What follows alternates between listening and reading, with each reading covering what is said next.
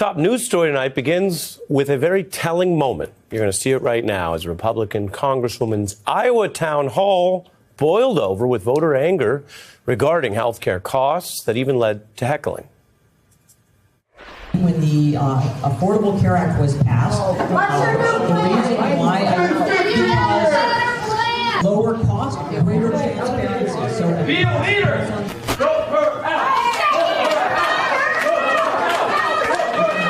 On the Affordable Care Act or the Unaffordable Care Act, there was no change. What's your plan? It's minimal number of people. It is. How much are rates going to go up? How much? What's up, everybody? Major Retired Richard Ojeda here, and Republicans lived by Donald the Dumb. Now they're going to die by Donald the Dumb.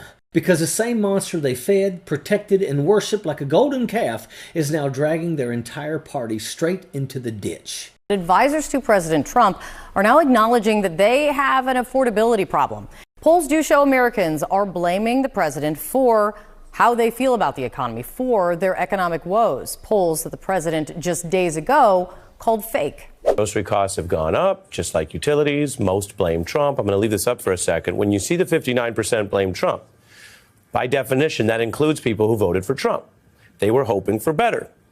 They might have liked what he said last year, but they blame him here on planet Earth in reality land because he's done very little to bring down the prices. He doesn't even hold events or talk about it, let alone do anything about it. Here's where the public is in their own words. I work 2 jobs right now, and I feel like I can't even afford, what I'm trying to pay for. Look at the price I paid for this just a year ago. Welcome to that just don't make sense spending money on. The price of beef is wow. These grocery store prices got me thinking Thanksgiving about to be spaghetti. The way that groceries are grocerying, the way that gas prices are gassing. $3.50 a gallon? Bruh. I don't know if I'll be able to survive this. A GOP pollster, an actual Republican insider, is sounding the alarm, saying everything's falling apart as Trump's numbers start tanking. Yeah, my thoughts are the Republicans are going to lose because they don't understand politics. They're still playing yesterday's political game, which is a game about basically two warring ideological sides locked in a complete stalemate. And it's not like that anymore. And the polling tells us this. Like, everybody thinks that today's children will be worse off than their parents. The numbers are just absolutely abysmal. So something like the music finally stopped is basically where we're at. And you have the Republican Party that's just like, well, they'll be fine just voting for us because nobody likes socialism. Well, we're getting to the point where people are considering socialism. And every Republican knows exactly why. Trump inflation, Trump chaos, Trump corruption, Trump fatigue. The bill has come due. And you can feel the panic on all of them. You can smell it within the GOP. And the emergency meeting with his cabinet after some Epstein emails were released, well, that proves it. Because they tied themselves to a man who thought Sharpies could change the path of a hurricane, who asked if the Purple Heart came with cash inside, who tried to overthrow his own government, and who now is dragging their poll numbers down like an anchor tied around their ankles. Donald Trump had the perfect platform. He was given the biggest mandate the Republican Party's ever going to have.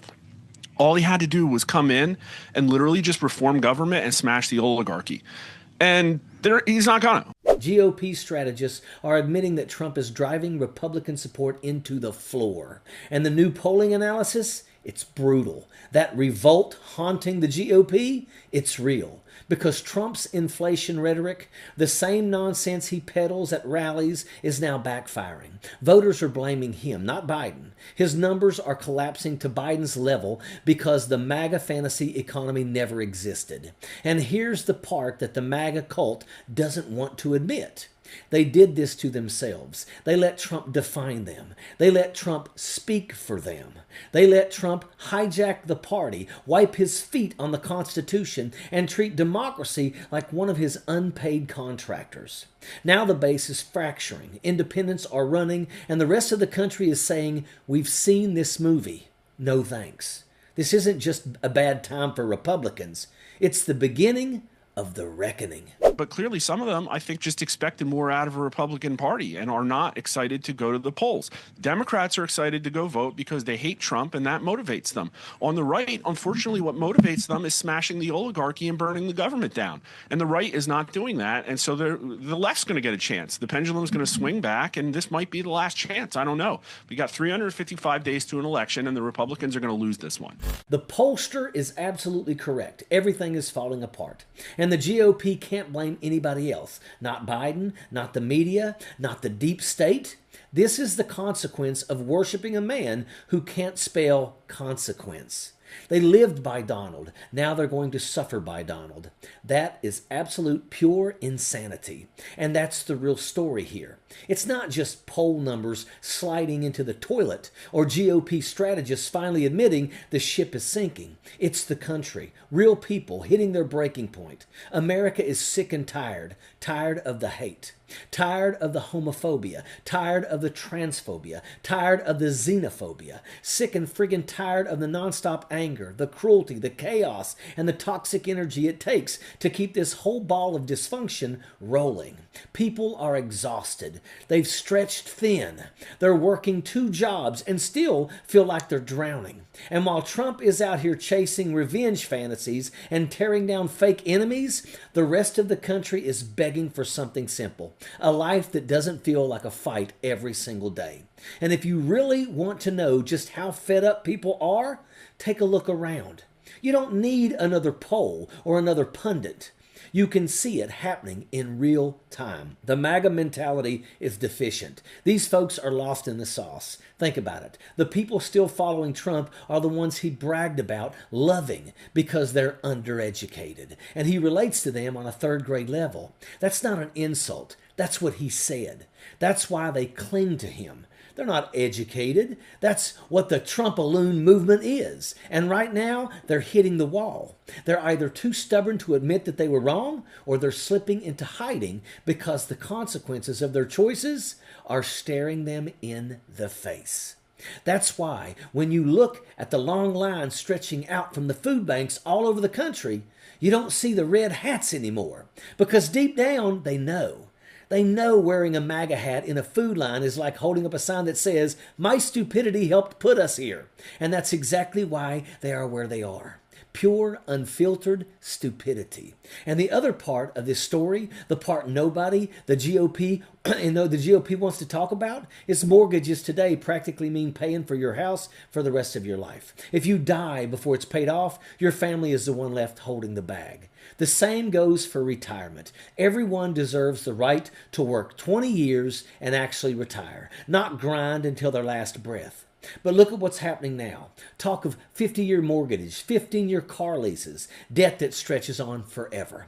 If you got a 50-year mortgage and a 15-year car lease stacked on top of today's grocery prices and gas prices, you are never going to get out from under that stress. And while Scott Bessent is out here acting like Americans are just overreacting, like people are exaggerating their pain or simply don't understand how wonderful the economic plan supposedly is, that attitude is exactly the problem.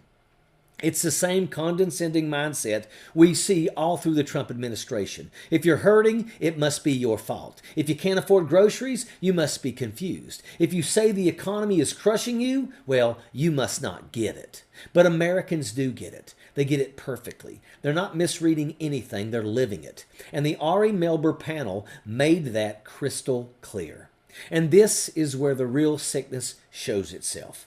Because while these cabinet members, who we all know are completely unqualified, get up on TV and talk down to the American people like we're imagining our own suffering, it's just unreal. Because there are real voices out there crying out. Everyday people who matter.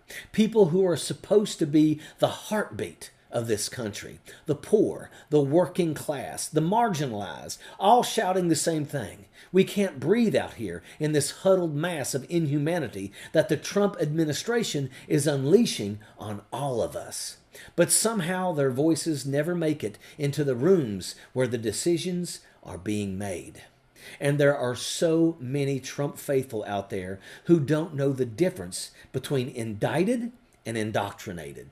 People with third-grade educations, anger issues, codependency issues, all kinds of problems on top of failing high school and living in squalor while sending all their money to these billionaires. Clowns like Scott Bessent walk around convinced that they're some kind of genius. But look at the real picture. What he's selling is a scam. There are millions of people struggling to pay rent, struggling to feed their kids, struggling just to make it through life. That's why people are out in these No Kings rallies across this country.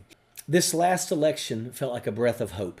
Like maybe we actually had a say. Like maybe we could still make a difference. And now, with the swearing in of Adelita Grijalva and all of these emails and revelations coming out, maybe there really is hope to flip this thing in the midterms, to win the presidency in 2028 and erase this damn orange stain that's been on this place in history like a wart on the ass of America.